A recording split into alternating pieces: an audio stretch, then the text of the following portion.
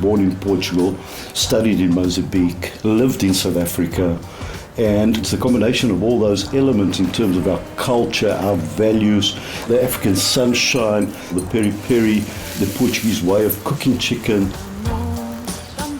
The kind of philosophy that we've always had at Nando's is that whatever we do, we've got to do with the hearts and souls, we've got to do with the right intent, we've got to do with the right values.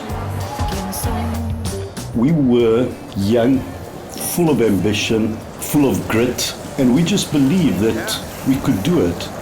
It was, I think, in my mind, critical that we have a presence in the soil with the Mozambican sun, and that's the reason why we seriously looked at farming the bird's eye in Mozambique. You talk about companies with higher purpose, but we did that 25 years ago where we said it's not just about the chicken. And then the UK coined the phrase, it's the people that make the chicken. It is one of those profound kind of quotes that sums up what Nando's is all about.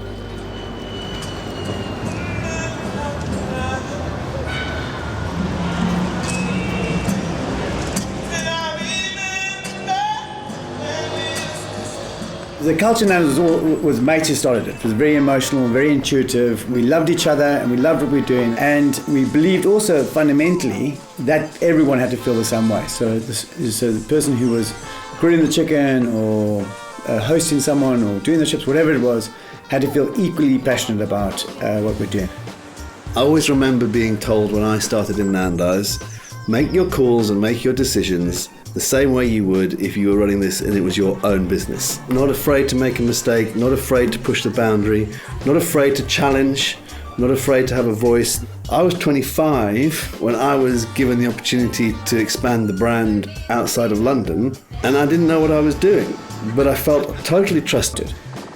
We were going to the market from very early in the mornings to buy the best produce and getting back to the restaurants, cutting chickens, cooking rice, making salads, making coleslaw. So we bought a big pot and a blender and we started making our own sauces. We just thought that was the best way to do it at the time.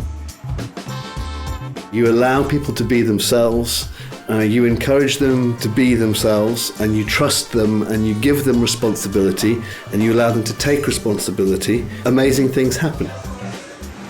Robbie's vision was not to have fun up until a year 12 or year 13 and then stop and then become more corporate. Kind of Robbie's vision is to continue to grow, to create kind of more jobs, to be able to create, a larger turnover so we can have bigger pies.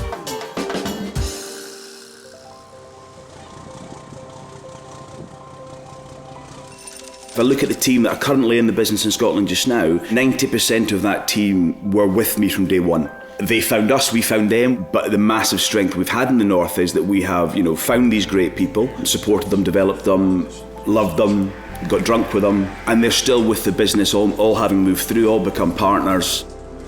The values in Nando's for me are massively important. It's kind of become my whole way of living. Every Nandoker should have and has got a sense of ownership over those values, and I think it's down to us to breed that into the next generation of Nandokers, and it's for us to keep it alive. No one will do it for us, we do it collectively as a family. Our brand has been built on the voice of our customers. With the social media taking over the world, our fans talk on our behalf. They tell their friends, their family about us. I've got mates all over the country that, they talk about their Nando's as if it's their next door neighbour or, part of the family, and they sort of, they all have their quirky ways of using Nando's. Our customers, they get very passionate about, their life moments in Nando's. So they'll talk about, they got a job offer and then the first thing they did, they went and they celebrated in Nando's, or, they got engaged in Nando's, or, lots of sports teams hang out in Nando's for their pre-match or post-match kind of get-togethers.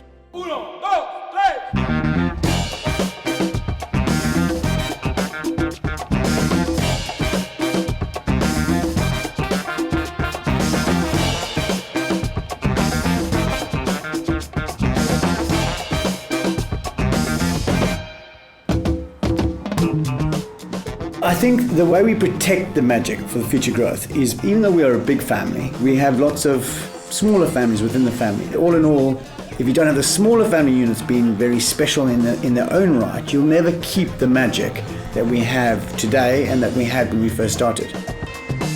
I am working today with some young people who will be the leaders of the future, who think and act in a very different way, but actually I've got a role to play in how their life turns out. I take a great amount of pride in that, and that's the thing I'm most excited about, spotting the talent of the future. When we were a smaller business, we didn't have anything to lose. So nothing was a problem. Everything was worth a go, because what was the downside? I think as you become successful, the danger is not to become overly cautious and overly closing in your adventurism and your spirit, because the fear of what you're going to lose outweighs the fear of what you're going to gain.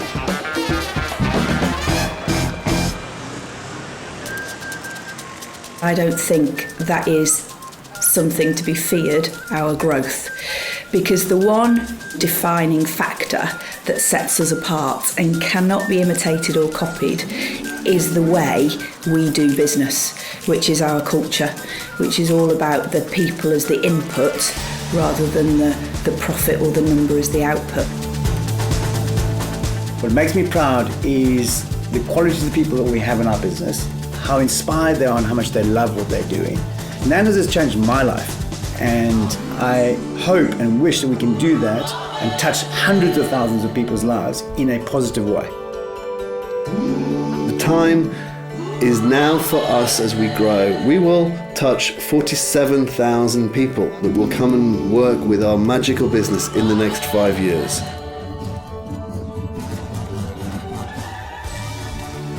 And if we know how we all behave and how we all make a difference to people's lives, this business will not only grow, it will change people's lives, and it will be hugely successful. And that is why the time is now. From Mozambique to Rosettenville and the UK, and now sharing peri-peri with the world.